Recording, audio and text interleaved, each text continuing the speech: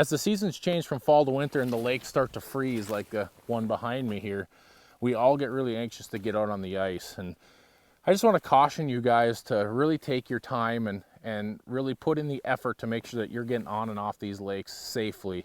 First thing I do when I'm going anywhere early ice, or the first couple times I'm going on the lake, and normally every single time I go on the lake all year long, is I let somebody else know that's not with me what's going on. What's our plan?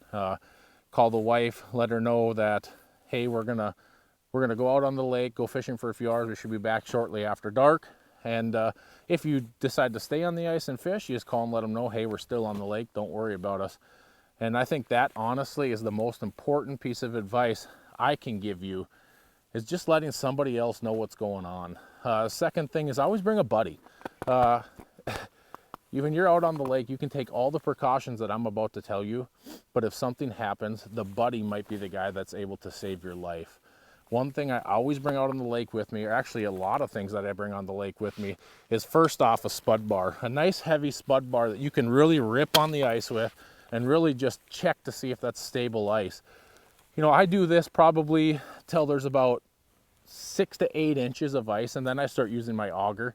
I'll take the auger and drill, walk a few more feet, drill, walk a few more feet, drill, because lakes freeze at different rates depending on where you are on that lake. Deeper water is going to freeze a little slower than the shallow water, so that ice thickness is going to change throughout the year. One thing I never leave off with ice picks.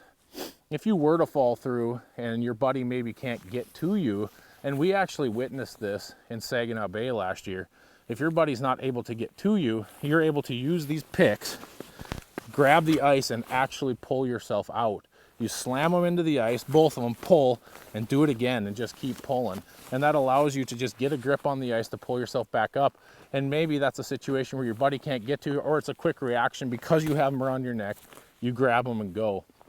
Another thing I really like to do is pull a sled along with me with all my stuff, so I'm not carrying it as I go out. I don't want to be carrying a backpack and an ice house and an auger and then still try to run the spud bar.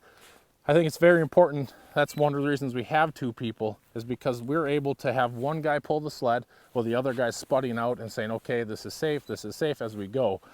There's just so many things that we can do to make sure that we're safe out on the ice. And one of the things that we have as fishermen nowadays is our float suits. There's a lot of float suits out there. I'm wearing the one by Eskimo, and when you fall through, it's going to allow you to stay afloat and not go under the ice. We've actually done tests with these suits, jumped in the water, and you can jump all the way up and go down, and your head actually never goes underwater, which is pretty impressive. If you do not have a float suit, another easy way to take advantage of early ice and stay safe is to grab a life jacket out of your boat, throw it on. I'd wear it the whole time you're fishing, because who knows, you could be walking from your house to maybe you have a tip up and you've walked it 5 times, and then one time it just weakened enough where you fall through.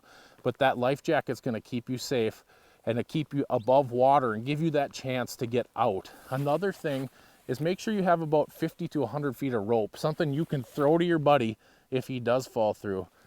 You know, last but not least is a good pair of cleats, guys. We're always talking about falling through the ice and into the water this time of year, but what we maybe forget sometimes is just falling on the ice, maybe hitting our head. A good pair of cleats really prevents that from happening. There's usually not a lot of snow on the ice this time of year, so just by wearing a good pair of cleats, and I wear them all year long, is going to prevent you from taking a spill on the ice where maybe you knock yourself out, or even worse. You know, guys, this is all stuff that'll keep you safe on early ice, and really, we're all out here to have fun, catch fish, laugh with each other, and it's no fun if we're falling in the water and not coming home at the end of the day. So stay safe, guys. Fish on.